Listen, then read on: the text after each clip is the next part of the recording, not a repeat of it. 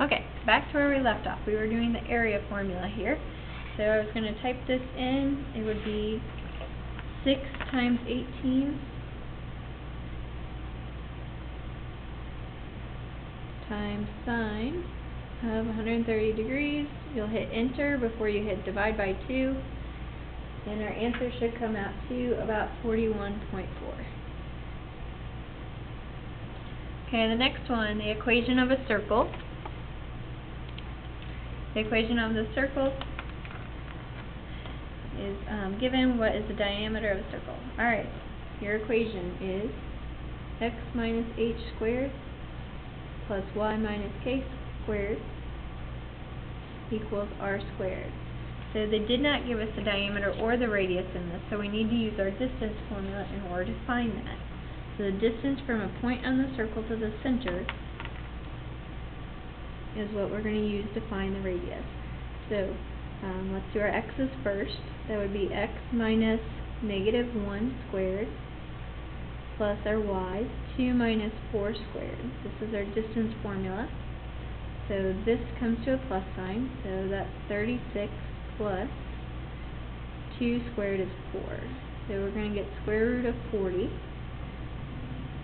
So when I write the equation, you want to make sure you use the center of the circle in this. So we'll say it's x minus 5 squared plus y minus 2 squared, that's your h and your k, equals the radius squared. Well, when you square a square root, that just becomes 40.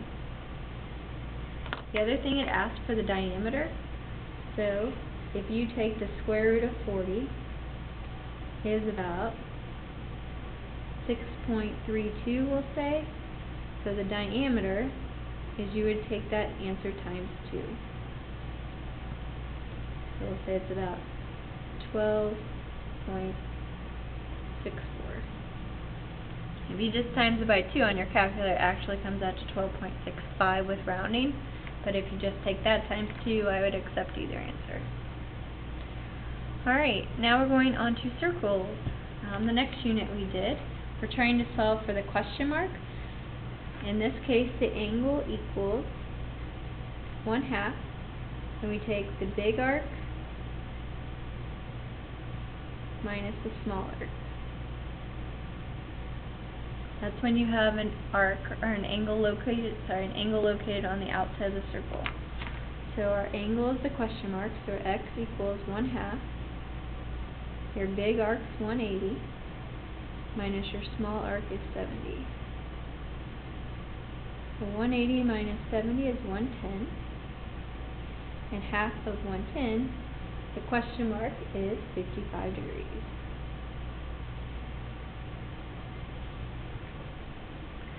This is called an inscribed angle. When the angle is actually on the circle, it's half of its arc. So we can do this 2 different ways.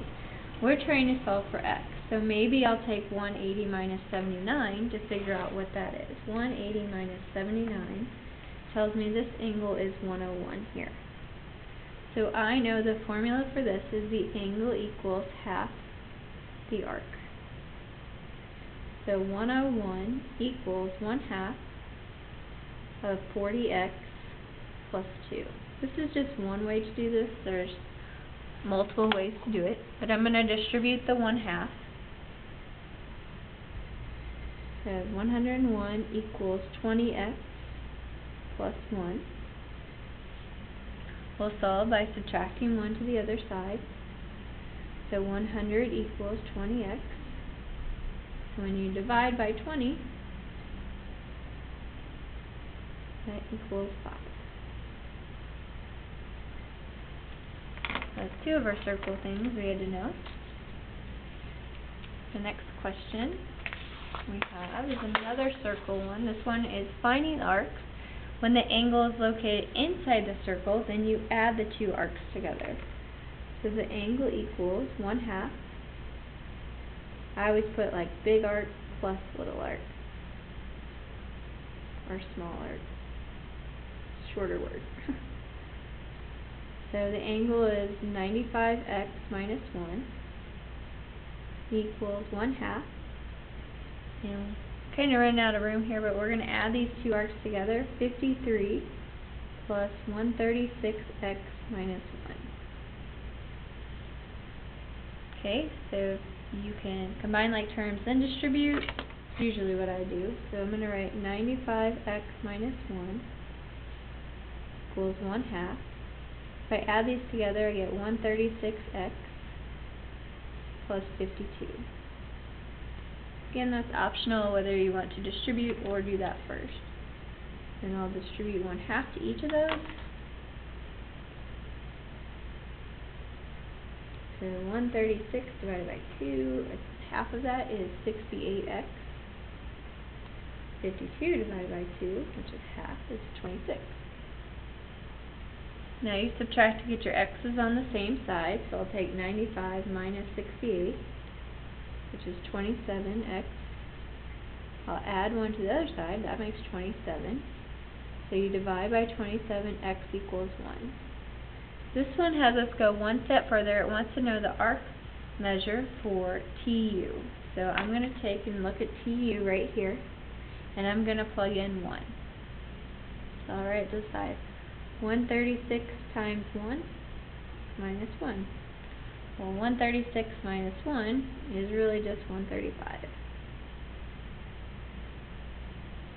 So that is a measure of arc TU. Alright, next one, this is dealing with segments. This is like the challenge when we did on the review, only this is actually a lot easier question. Oh, I take that back. It's even easier than that. You take the outside times the whole length. So we used to say it was A times A plus B. So 4 times x plus 4. And then the outside of the other segment is 5 times 5 plus 3, or 3 plus 5. Either way you want to do that. On the left-hand side, I'm going to distribute because I have x involved. On the right-hand side, well, 5 plus 3 is just 8. So 5 times 8 is 40. Then we just subtract 16. 4x equals 24. And we divide x equals 6. And it didn't have us plug anything back in. That's just our answer. In circle B with a radius of 9 centimeters and a central angle of 84, find the length of the arc. So we need the length of the arc. The arc length formula is x over 360 times, you can put a dot, arc length is 2 pi r. It's a fraction of the circumference, is arc length. So for this one, we're going to do 84 degrees over 360 times 2 pi times 9. Okay, we'll enter that in our calculator. 84 divided by 360 equals, and then multiply that. And then times 2 pi r.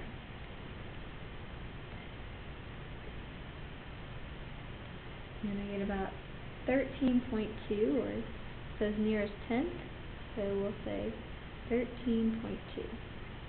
And I guess that would be centimeters. Okay, the next one is area of a sector. Area formula of a sector is x over 360 times area formula, which is pi r squared.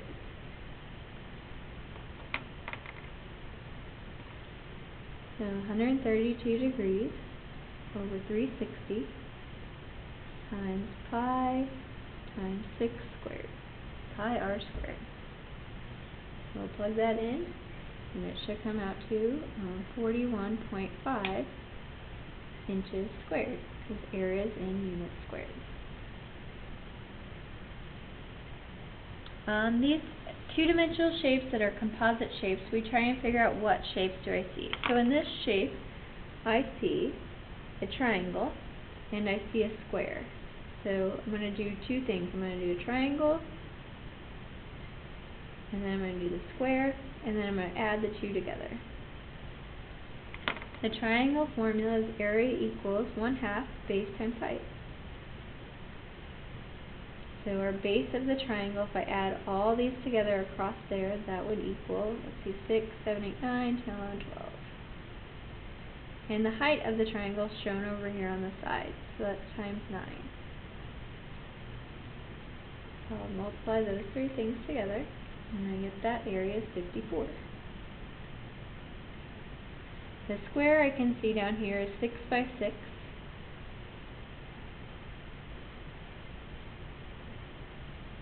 And then our total, we just add those two numbers together. That would be 90. And those would be in yards squared because we're doing area. Alright, the next one's a little bit more complex. We call this a trapezoidal prism. We want to find all the different surfaces and add them up. So let's say a trapezoid. The formula equals 1/2 times the height times base 1 plus base 2. So our trapezoid, if you look at this, our height of the trapezoid is where the 90-degree corner is, so that's 4.6. And then our two bases, this would be 8 and 4.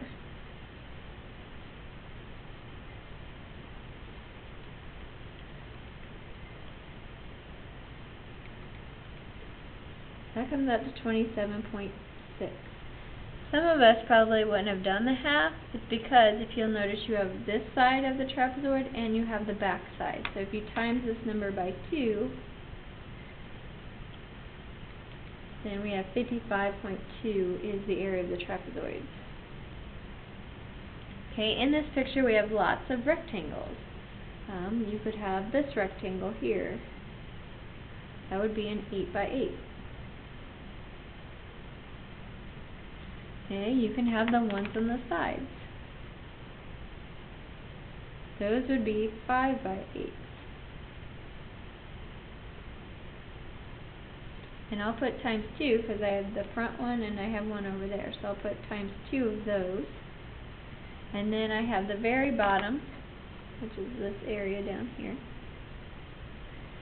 That one would be 4 by 8. So besides our two bases, those are the 4 different rectangles that we have. So 8 by 8 is 64. That's 40 times 2, which is 80. And 8 by 4 is 32. So then we just total all these different areas together. So I'll put that down here. Total surface area would equal, I add them all up, 64 plus 80 plus 32 plus 55.2 is 231.2. And area, it looks like, will be in meters cubed. Oh, meters squared, sorry. And one thing I noticed after I did this question, I guess it says round to the nearest thousandth, but they all came out to just tenths, so I didn't actually have to round anything. Alright, this is kind of a challenge question because you have a rectangular prism, but you have a half a sphere on top. So let's do some rectangles. I have squares on both ends, so I have 6 by 6 on both ends of the picture. I'm going to take that times 2. So 36 times 2 is 72. Okay. Then you have these rectangles that are going around. They are 6 by 10 on both sides. And if you notice, the bottom and the top are also 6 by 10. So technically I have 4 that are 6 by 10 rectangles. Which that comes out to 240. Then I have the half sphere on top. Half of the sphere is half 4 pi r squared. If this would be the radius, it's to the middle, we'll say the radius is 3 squared.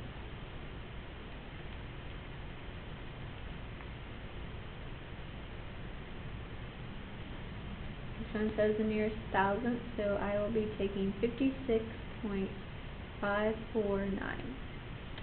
The one thing I noticed though is the top of this has the part around, or the part underneath the sphere is covering up part of the top. So I need to subtract out that circle that's being covered up. So I'm going to take this answer, the total, minus pi r squared. Because we have all of it minus that circle that's being hidden up. That would be the surface.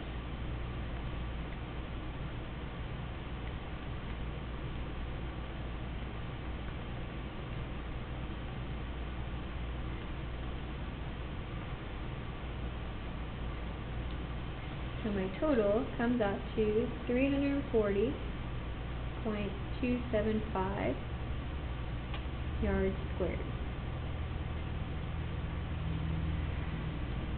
Alright, volume of a cylinder or a prism is a capital B, stands for base area times the height.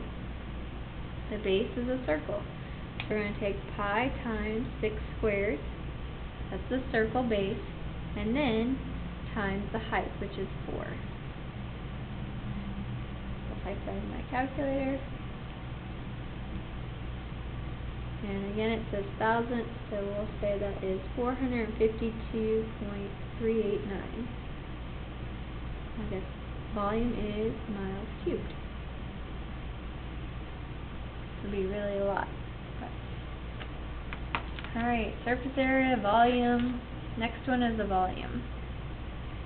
So in this picture, we need to determine the base.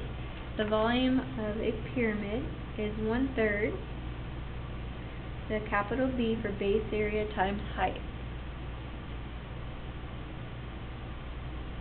So I'm going to take this equilateral triangle on the bottom to find the area of it. If you do that, this becomes 4 and the diagonal is 8. So I'm going to do Pythagorean theorem to figure out the height of the base of that triangle.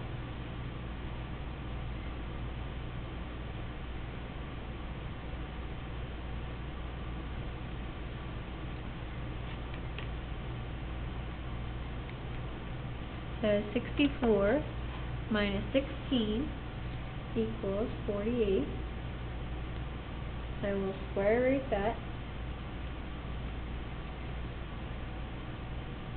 So it says nearest thousandths again, so I'm going to say 6.928. I needed that to find the base area of the triangle. So the base area of the triangle is 1/2, the base is 8, and the height of the bottom is 6.928. That represents the triangle part on the bottom. Okay? Now I'm going to add the rest of it in.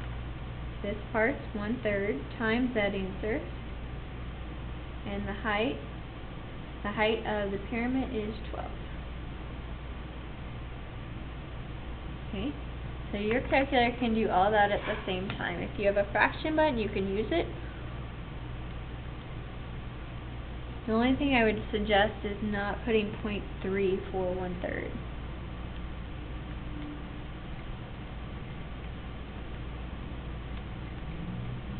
The way I type it in, I type all of it except for the 1/3, and at the end, then I just divide the answer by 3.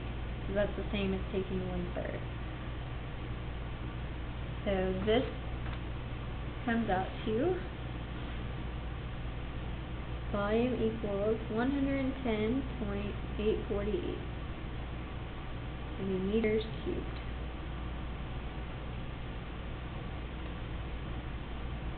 The sphere formula for volume is volume equals 4/3 pi r cubed. It's the only one that has an r cubed in it. So you have to remember this is a diameter of 24, so the radius is going to equal 12.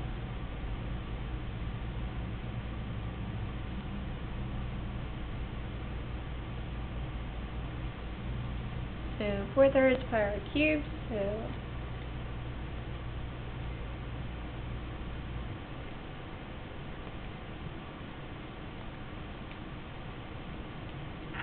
looks like I have an answer. Volume equals 7,238.229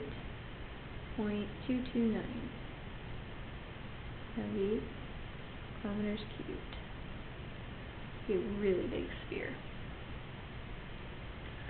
Alright, parallel lines have the same slope, so your goal is to get these set equal to y equals to figure out which one is going to match this slope. That's your goal.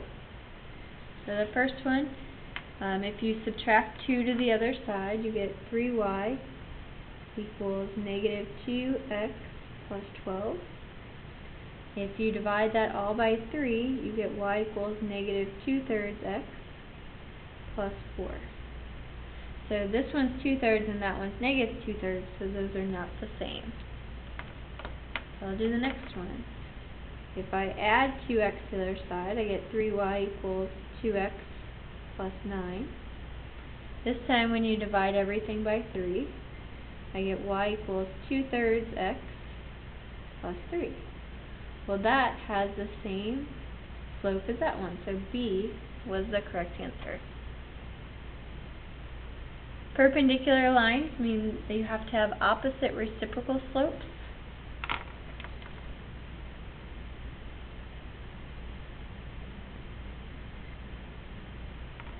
So like if one is 1/2, the other one has to be negative 2/1. Okay, those are opposite and they're reciprocal. So on some of these I would get y by itself and figure it out. But if you ever have one where one is y equals and one is x equals, we automatically know those are going to be perpendicular lines. Alright, these are the ones everybody hated. Proving whether it is a parallelogram, a rhombus, a rectangle, or a square. We use the distance formula and the slope formulas. When you're thinking about how this picture is going to look, remember they need to go in alphabetical order. So if you do A, B, C, D, we need to do 2 consecutive sides of slopes and 2 consecutive sides of distance formulas to figure out if they are any of these categories. So I'll then do A, B, and I'm going to do the distance formula between those 2 points. So your x's go first. Negative 1 minus negative 2 becomes plus. And then 4 minus 3 squared. If you do that, this is, you can type the whole thing in your calculator, but that's 1, and that's 1. So 1 plus 1 is, what is that? I think we should all get that, right? I'll just type it in.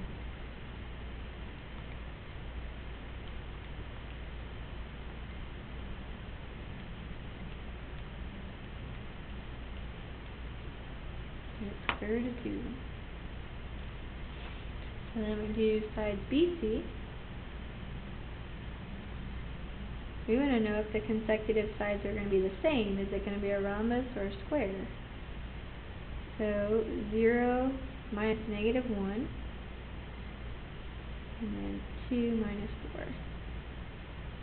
So that's 1, and that's 2, which makes 4. So 2 squared is 4, 1 and 4 is 5. So I have square root of 5. Okay, so I know it can't be a rhombus or a square because they don't have the same side. So now we're going to do their slopes. Some people call this the yummies over the picnic table. y2 minus y1 over x2 minus x1. So we need to now know that opposite sides are not, or consecutive sides are not equal. We need to decide if they are perpendicular to make it a rectangle or a parallelogram. So AB is going to be 4 minus 3 over negative 1 minus negative 2. So 1 over 1 equals 1. Okay, let's see how that compares to BC. BC, our y's would be 2 minus 4 over 0 minus negative 1 makes plus. So negative 2 over 1. So these are clearly not reciprocal, so this is a parallelogram.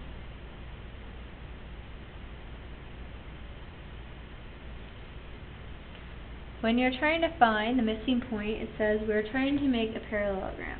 Okay? Parallelogram, opposite sides are parallel, and we know those slopes are the same. So if you follow the letters K, L, ALM. I know N needs to be over here in this area somewhere because these lines need to be parallel to ML, which also means these lines need to be parallel. So I'm going to count from down 1 over 1, 2, 3, 4, 5, 6. I'm going to do the same thing with the other ones. Down 1 over 1, 2, 3, 4, 5, 6. So that should be our new point N. This should have the same slope as the one down there. So that new point for N is going to be 1, 4. Parallel lines have same slopes. Alright, writing the equation. So what I do is I try to draw a picture.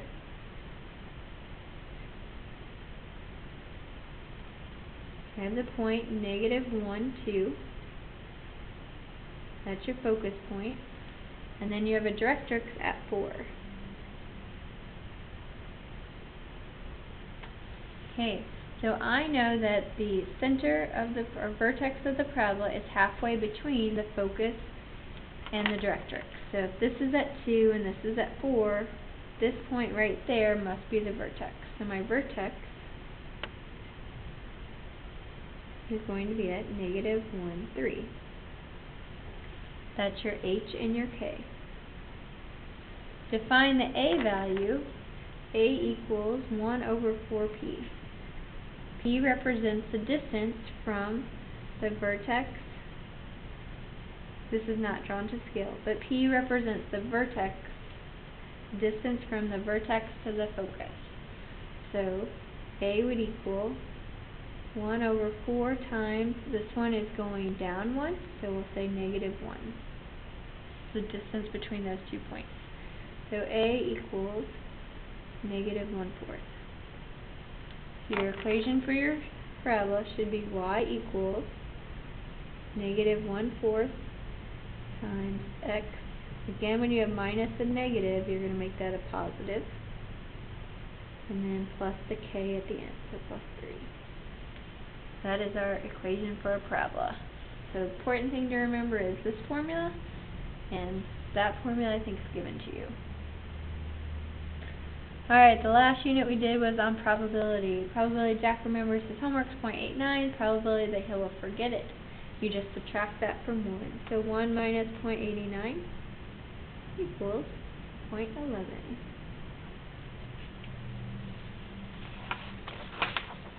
Okay, like I said, last chapter we did on probability. How many ways can a manager select a sandwich and a side from daily specials if there are 9 sandwiches and 8 sides? You simply multiply your choices. 9 times 8 is there are 72 possible outcomes. A board member, 11-member board member of directors wishes to elect president, vice president, treasurer, and secretary. Remember, these are important roles that they play, so this will be a permutation to determine how many different ways. We are selecting from 11 people, a permutation, and we wish to fill 1, 2, 3, 4 spots. So 11P4, and that answer is 7,920. Alright, a company is to hire 8 employees from 30 applicants.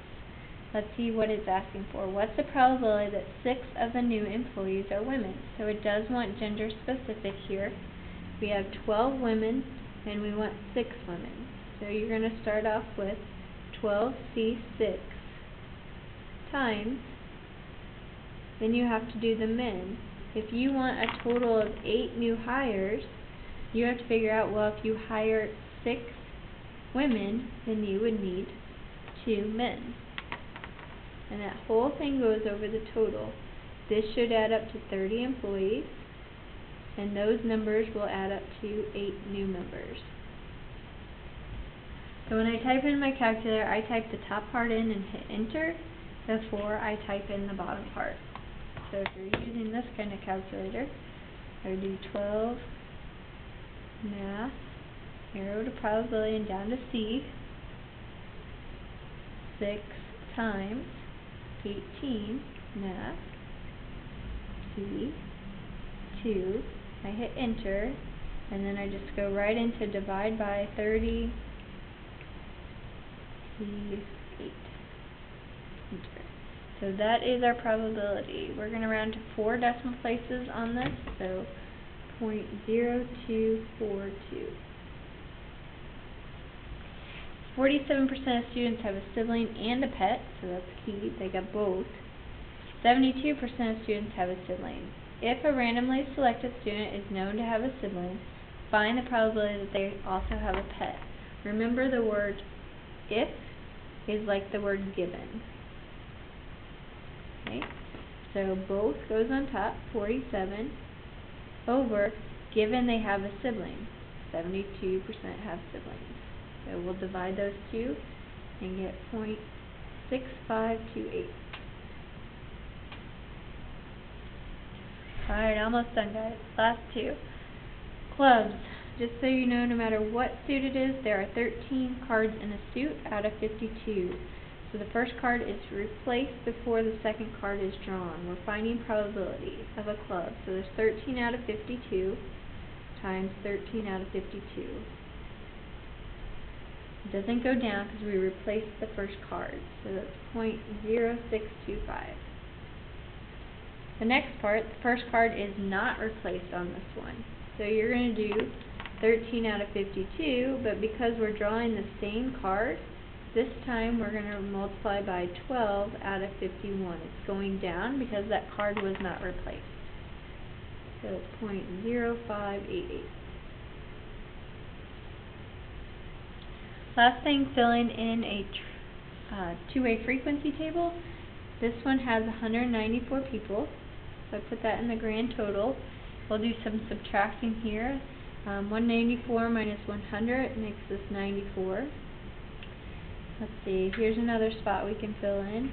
100 minus these should give me this blank. That comes out to 26. So then we could total these. That's 65. You could work backwards here. 66 minus 45, that tells us 21 males. And you can work backwards this direction also. So like 94 minus those two, this is 34. 194 minus these two makes this answer. Or you can double check by adding that. This should come out to 63. So find the probability randomly selecting a male given they choose the SUV. So male SUV right here is 21 over what is given. Given goes on bottom. So given they choose SUV. So SUV totals to 66. So 21 out of 66 equals 0.3182. We'll round up to. Alright, hopefully that was a little helpful. You've seen everything for your final worked out.